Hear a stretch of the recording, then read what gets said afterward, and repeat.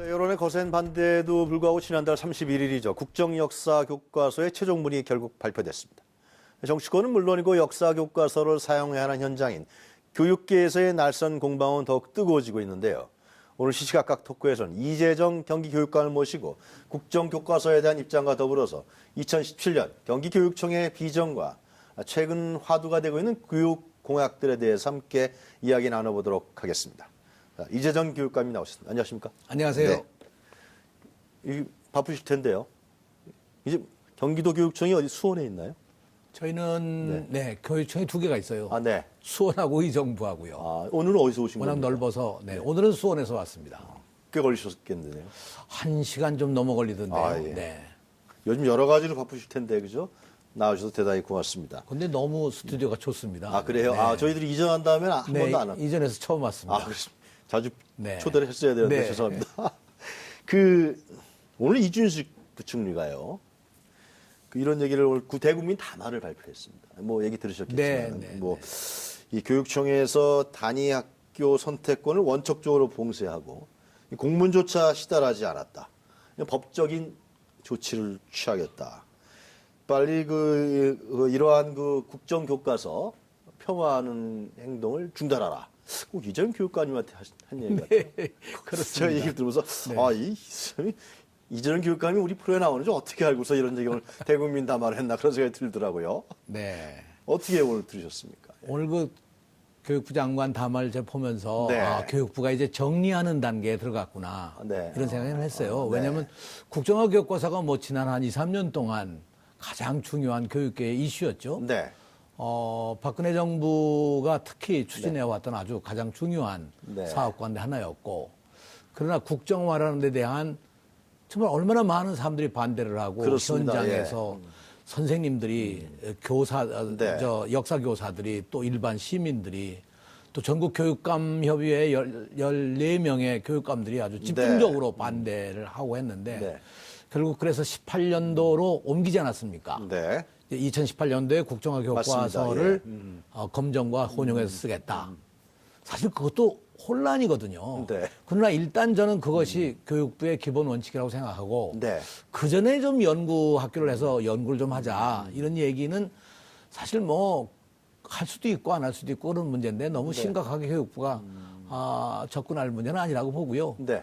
오늘 이것이 아마 교육부로서는 좀 정리하기 위한 하나의 수순이 아닐까 이렇게 받아들였습니다. 정리한다는 것은 그러면 이제 국정교과서를 안 한다, 폐기한다. 그런 그건 아니고요. 네. 이제 이런 방법으로 하여튼 현장에서 연구를 좀 해달라 하는 강한 요청으로 저희는 일을 하고, 네.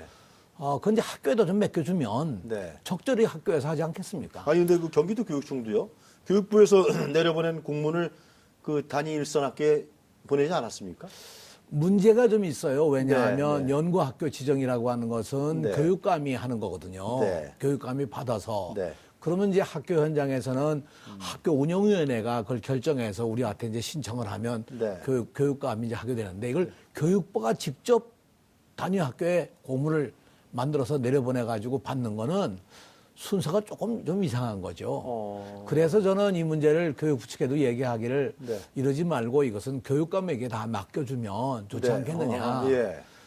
현장에서 하고 싶은 학교도 있을 거고 하기 싫은 학교도 있을 것이고 학교의 결정, 다시 네. 말하면 교과서 선정은 전적으로 교사들과 학교 운영위원회 교장이 결정하는 거거든요. 네네. 그걸 좀 존중하면서 가는 게 옳지 않겠느냐 그거죠. 네. 그래서 그 공부를 시달하시지 않은 겁니까? 시달할 생각이 별로 없습니다. 없었습니까? 네. 일단은 학교의 자율성이 중요한 것이다. 그렇죠. 그런데 지금 현재는 교육부에서 얘기하는 연구 지정 학교인가요? 그죠?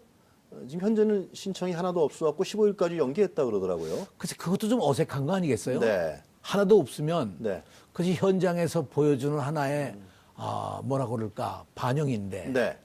그럼 그걸 그냥 받아들이고 중단하면 되는데 또 15일까지 연기하겠다. 네. 그것도 정부가 하기가 조금 좀 어색한 결정이었겠죠. 교육감 말씀 들어보니까 이 교육부의 국정교과서가 네. 굉장히 추진력 있게 나가다가 지난번 탄핵 이후부터 좀 꺾인 것 같아요. 그렇지 않습니까?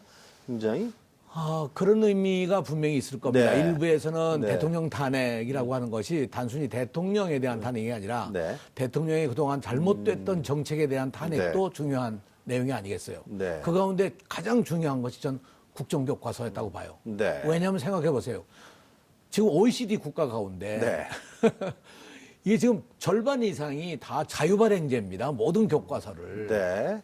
그 여러 그 전문가들이 쓰는 교과서를 다양하게 써서 그것을 학교가 선택하도록 하는 것이 네. 자유발행제고, 조금 좀 더 발전한 곳이 좀 그거보다 좀 못한 곳이 있다면 인증제거든요. 네, 네. 그런 교과서가 있는데 경기도 교육감이 아 이건 교과서 좋다 이게 인정하는 그 인증제가 있습니다. 네. 그다음에 이제 검정제예요. 우리가 이제 검정제였죠. 검정제입니다. 검정제는 지금 교육부가 지필 기준부터 검정 기준까지 철저하게 미리 다 이 지침을 내보내서 네. 저자들이 그 지필 기준에 따라서 써야 되고, 네. 그렇게 썼나 안 썼나를 아주 치밀하게 검정을 해서 교과서를 채택하는 그런 방법이거든요. 네. 맨날은 안 됩니다, 그것도. 근데 그 검민정 교과서가 결국은 상당히 편향이 있다. 이 뭐 북한의 사상이라든가 뭐 좌익 이런 부분들 때문에 우리가 국정교과서를 제정해야 된다. 그래서 박근혜 정부에서 이게 손을 대기 시작한 거 아니에요? 그동안 7개가 있었는데요. 네. 아마 우리 이 시청자들이 지금 보시면서 어떻게 생각할지 모르겠습니다만 검인정 교과서로 채택된 네. 교과서는요, 철저히 교육부의 기준에 맞는 것뿐이 안 됩니다. 맞지 않은 건 통과를 할 수가 없습니다. 네. 배포가 안 되구나. 안 돼요. 그럼 자기네들이 그러니까 지금 그래놓고서- 이야기도 어느 한 부분을 너무 과대해서 해석하거나 네. 그런 것이지, 그것이 교육부를 다 통과한 건데 네. 또 교육부 장관의 권위로 그것도 다 검정을 한 건데 네. 그것에 무슨 뭐 편향성이 있다고 얘기하는 건 그 자체가 잘못된 거죠. 교육감님께서는 자유발행제, 국정교과서는 자유방제로 가야 돼. 역사교과서 특히. 그런 주장을 많이 하신 거로 제가 네. 알고 말씀. 근데 자유발행제로 하게 되면은 학부모들은 혹시나 이 대학 입시가 있는데 이거 문제가 되는 거 아니냐 그런 걱정도 할 것 같아요. 대학 입시가 있으니까 더 그렇게 가야 되는 거죠. 왜 그렇습니까? 네. 자 보십시오. 네. 지금이 알파고 시대 아닙니까? 네. 4차 산업혁명. 네. 하루하루가 다르게 뭐 놀라운 일들이 벌어지잖아요. 네. 이제까지 우리가 생각하지 못했던 그 상상의 세계가 현실로 오는데, 네. 그럼 그런 상상력을 기른다는 것은 하나의 답을 요구하는 것이 아니라 10개의 답, 100개의 답을 요구하는 거죠. 네. 근데 우리는 이제까지 시험을 보면 네. 꼭 하나의 답만을 요청해서 사지선다형 보면 그 가운데 답이 있잖아요. 네. 하나 고르는 거 아닙니까? 네. 답을 고르는 게 아니라 답을 만드는 교육을 시켜야 되지 않겠어요? 아니 근데 저는 그러려면 예. 교과서를 여러 가지 놓고 그 가운데서도 여러 가지 이론을 배우면서 정말 이것이 옳으냐, 이것이 어떤 면에서 옳으냐, 이것이 정확한 기술이냐, 다른 방법으로 쓸 수 있는 방법은 없겠느냐, 다른 표현은 어떤 면에서 다르냐, 이런 걸 판단할 수 있는 역량을 길러야죠. 하나의 교과서에 답만 맞추는 걸로 하면 지금 이 시대의 교육으로는 전혀 뒤떨어진 게 되는 그러니까 거죠. 선진 유럽이라든가 미국에서 자유발행제 하는 걸로 알고 있거든요. 그렇습니다. 실제로, 예. 그러나 이런 걱정도 있습니다. 잠깐만 제가 여쭤보는데 그 자유방제를 할 경우에 이 수능을 본단 말이에요. 국사를. 그럼 어느 교과서에서 나올 건지 이게 참 네. 애매하지 않습니까? 근본적인 건 수능이 없어져야죠. 그렇습니까? 그러니까 좀 아무래도 단계적으로 이렇게 가야 된다 그러니까 그런 말씀이시네요. 수능이라고 하는 것 자체가 네. 저희가 지난 몇십 년 동안 하나의 대입제도로 해왔는데 이 자체가 우리 교육을 아주 하나의 틀 속에 네. 집어넣는 그런 결과를 가져온 게 아닐까. 그래서 모든 교육이 네. 어쩌면 어떤 것이 진실이고 어떤 것이 정의고 어떤 것이 삶의 가치고 네. 세상은 어떻게 변화되고 있고 이런 걸 판단하는 역량을 기르는 것이 아니라 수능이란 입시를 대비하는 교육으로 오다 보니까 네. 고등학교 교육이나 중학교 교육이 다 좀 잘못된 교육으로 간 게 아니냐. 네. 저는 그렇게 평가합니다. 마지막으로 이 국정교과서 관련해서 하나만 좀 여쭤. 네. 오늘 그 이준식 부총리가 예.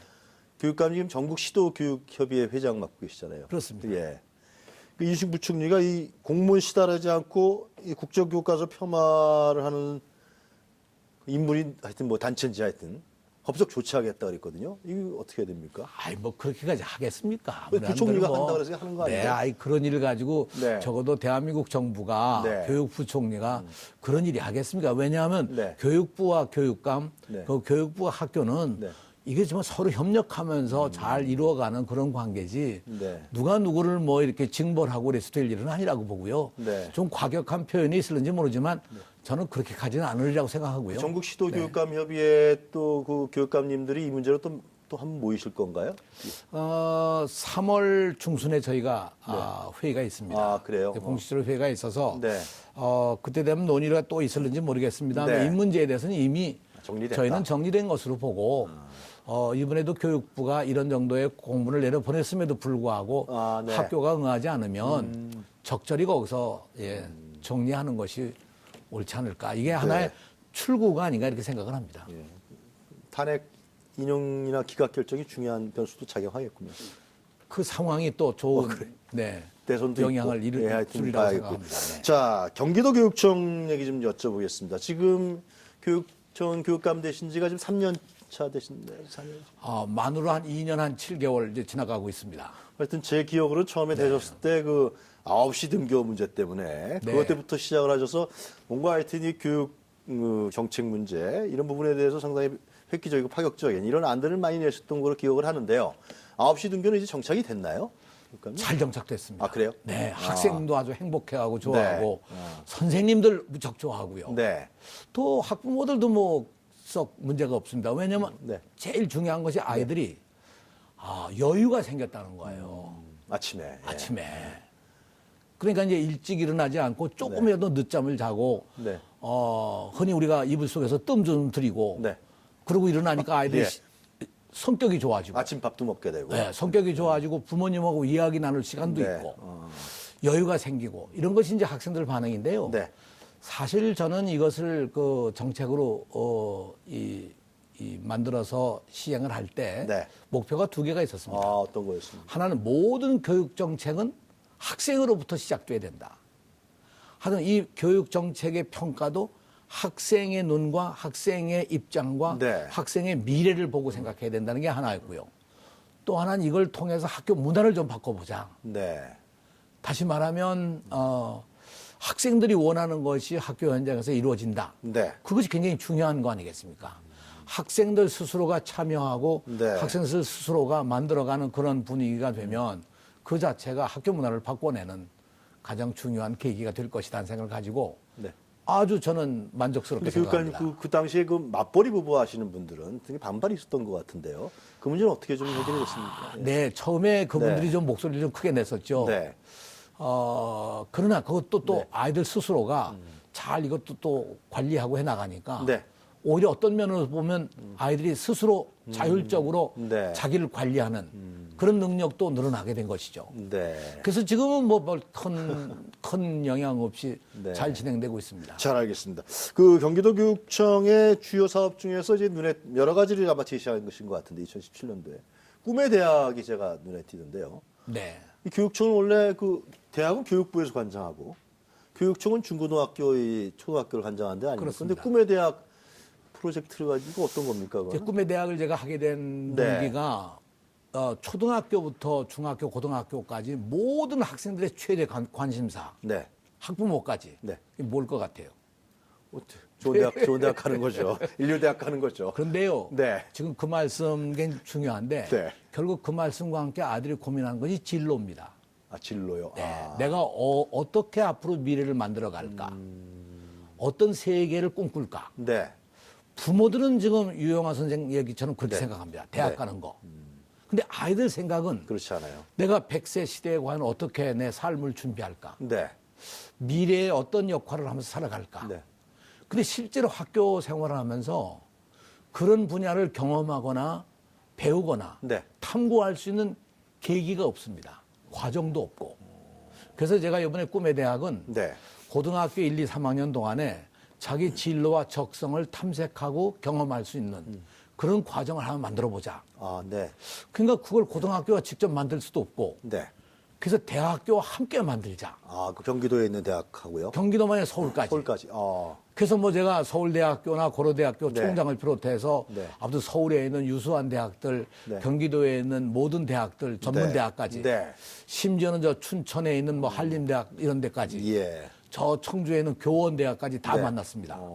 그래서 현재 한 86개 대학이 네. 함께 참여해서 고등학교와 함께 이 아이들의 진로 적성을 탐색할 수 있는 과정을 만들어서 저녁 7시부터 9시까지 방과 후 시간에 학생들이 선택적으로 할 수 있도록 한 과정이 꿈의 대학입니다. 구체적 커리큘럼 같은 건 어떻게 되는 거예요, 그럼요? 커리큘럼이 재밌습니다. 네. 우리가 한 1200개 과목을 이번 설정해서 4월부터 시작하는데 이거는 과목이 아니라 전부 주제입니다. 네. 주제. 예를 들면 이것도 아마 들어갈 수 있을 겁니다. 우리 유영화의 방송. 네. 아이, 거기까지야. 뭐, 아니, 예. 그것도 주제가 될 네. 수 있는 거죠. 하여튼, 네. 예를 들자면 우리가 어떤 시사 토크나 이런 방송에 네. 대해서 한번 집중적으로 보자. 그러면 방송의 기능이 뭐냐, 네. 방송은 어떻게 만들어지느냐, 여기서 그 뭐 여러 사람들이 얘기하는 그 내용들은 어떻게 정리되느냐, 네. 그렇지 않습니까? 네. 시청자의 또 반응은 어떻게 반영이 되냐, 이런 것까지 아이들이 생각해 보면 오늘의 미디어라고 하는 것이 우리 삶에 주는 영향이 뭐냐, 이런 걸 생각하게 되잖아요. 그거를 지금 그러면은 지금 시행하는 그런 과목을 4월부터 4월부터 꿈의 대학에서 고등학교 1, 2, 3학년 고등학교 3학년 가운데 무학년으로 자기가 선택적으로 어느 정도 기간은 어느 정도 뒤에 한 학기에 10회 그러니까 20시간, 2시간짜리 20시간 이게 2학점짜리 네.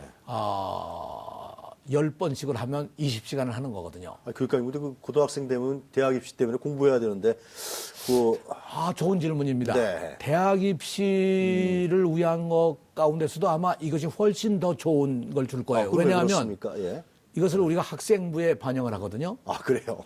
그러면 학생은 어느 대학을 갈 때 네. 내가 경기도 꿈의 대학 무슨 과목을 네. 몇 학점 이수했다.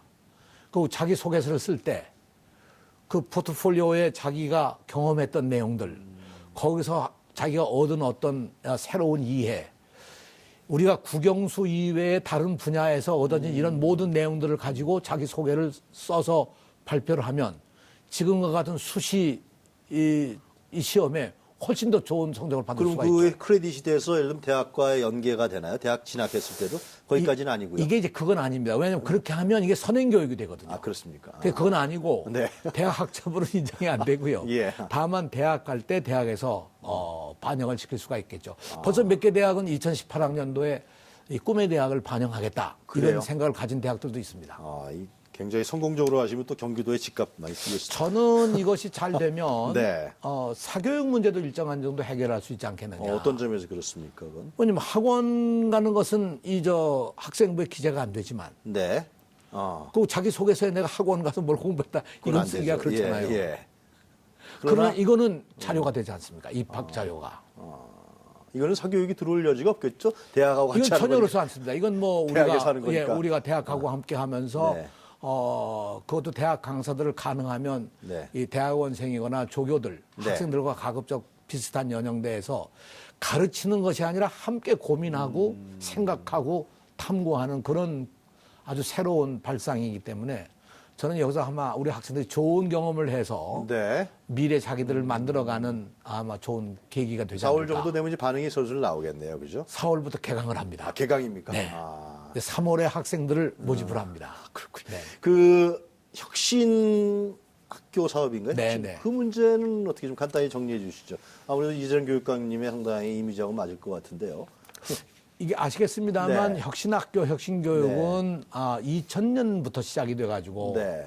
2009년, 2010년에 이제 제도적으로 정착하기 시작한 네. 그런 거죠. 경기도의 경우는 김상곤 교육감 당시에 이제 혁신학교를 그랬죠. 예. 만들기 시작해서 예, 예. 처음 2009년에 13개의 혁신학교가 지금은 435개로 늘어났습니다. 네. 제가 혁신학교로 가는 과정에 혁신 공감학교라는 것도 만들었습니다. 공감이 들어갔어요. 네. 그래서 혁신이라고 하는 것, 새로운 방법으로 수업을 하고, 네. 새로운 방법으로 사물을 보고, 네. 체험학습을 하고, 네. 토론을 하고, 그 학생들이 스스로 발표하고, 이런 이제 여러 가지 방법을 도입한 것이 혁신교육이고, 네. 저는 혁신교육이요, 미래교육의 희망이라고 생각합니다. 지금 뭐 혁신학교 다니는 아이들 정말 행복해 하고요. 이 혁신학교가 되기 위해서 학교마다 노력을 많이 하고, 네. 특히 혁신교육을 위해서 선생님들이 자발적으로 전문적 학습 공동체를 만들어서 스스로 어떻게 가르칠까, 방법이 뭐냐. 네. 우리가 한 4,500개가 있습니다. 선생님들 그런 그룹이. 경기도에요? 예, 자발적으로 그런 연구하는 선생님들이. 그래서 저는 이것이 앞으로 교육의 새로운 미래고 새로운 네. 희망이라고 생각하죠. 그 최근에 하여튼 요즘 대선 아닙니까? 언제 이룰지 모르겠지만은 그래서 교육 문제가 가장 큰 화두고요. 또 뭐 교육감님도 전체 전국 시도 교육감 협회에서 교육 대통령이 우리는 원한다 그런 말씀도 하신 걸로 기억나고요. 최근에 보면 뭐 사교육 폐지를 국민투표에 붙여야겠다. 아마 이것은 경기도 잘 아시죠? 남경필 지사 워낙 같이 하셨던 네네. 그런 얘기도 했고 또 뭐 서울대 폐지를 해야 된다. 또 안철수 전 대표는 학제 개편까지 얘기하고 또 문재인 대표도 여러 가지 뭐 문제를 이렇게 지기하고 있는데 자 이게 굉장히 근본적인 문제 같은데요. 근본적인 네, 문제죠. 대학 축장도 하셨고요. 교육감님은 네, 어떻게 보십니까? 지금 공교육 그러니까 유초 중고의 네. 공교육에 들어가는 우리 국가의 모든 이 예산이 총 하면 한 60조 정도 됩니다. 네. 그러니까 저희는 이제 이 광역 단체에서 주는 이제 전입금도 있고 네. 국민이 내는 세금에서 교부금을 받아 쓰는데 네. 이 총계가 전국적으로 한 60조. 네. 사교육에 들어가는 경우가 여러 가지 평가가 있습니다만 크게는 한 33조 정도 될 거라고 봅니다. 대단하군요. 그러니 생각해 보십시오. 공교육에 공식으로 쓰는 게 60조 정도 네. 되는데 사교육이 33조라면 네. 이건 위기 아니에요. 이건 보통 위기가 아니거든요. 네. 결국 이런 비율만이 문제가 아니고 네. 사실 이게 어떻게 하면 공교육을 통해서 좀 더 아이들이 더 완성된 인간이 될 텐데 이게 모자라서 어떻든 사교육으로 간다. 네. 현상이 그거 아니겠습니까? 그렇죠. 예. 이걸 어떻든 해결해 내려면 정말 이번 대통령 교육 대통령이 나와야 된다. 어떤 분이 하는 교육 생각이죠. 대통령 후보 같습니다. 하여튼 교육 문제를 가장 중요한 이슈로 생각해야 된다는 거죠. 네. 지금 뭐 경제 얘기하고 뭐 안보 얘기하고 다 그럽니다만 네. 제가 통일부 장관도 하지 않았습니까? 아 그러셨죠. 예. 예. 그것도 참여정부 중요하지만 사실 미래 시대를 생각한다면 교육 문제 풀지 않으면 안 된다고 봅니다. 교육부 폐지 문제 어떻게 생각하세요? 저는 이제 단편적으로 그동안 교육부 폐지 이론이 참 많았었어요. 네. 그건 그 얘기는 교육부가 지금까지 해오던 기능을 바꾸자 그런 얘기거든요. 지금까지 교육부가 유초중고나 대학을 감시, 감독, 통제 이런 맞습니다. 기능인데 예. 이걸 하지 말고 네. 국가 대개의 교육의 큰 정책, 큰 흐름 네. 이것을 좀 더 장악하면서 국제사회의 변화 속에서 정말 우리 미래에 어떤 대학을 만들어가고 어떤 교육을 해야 되느냐 이런 정책적인 면에 좀 집중해야 되지 않겠느냐.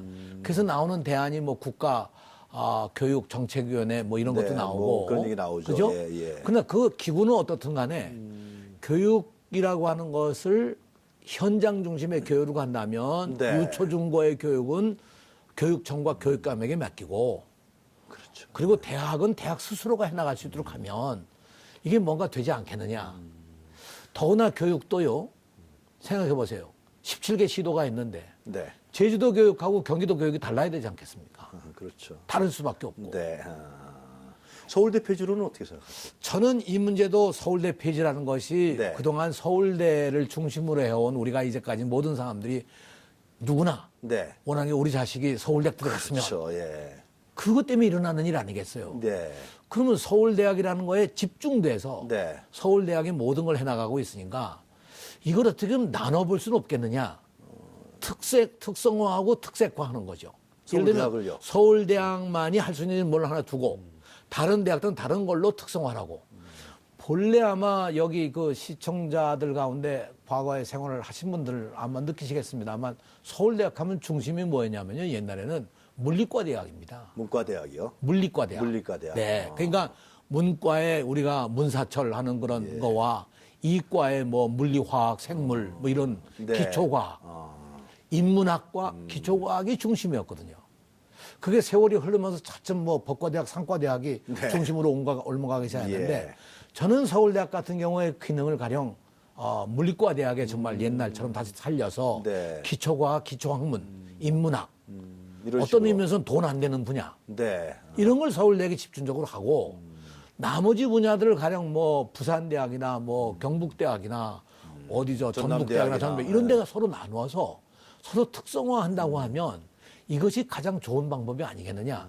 서울대학을 없앤다 하는 것보다 없애는 것보다. 기능들을 서로 분할해서 역할을 특성화하면 좋지 그 않을까. 현실적으로 가능한가요, 근데? 저는 가능하다고 봐요. 어떻게, 제가 이번에 예.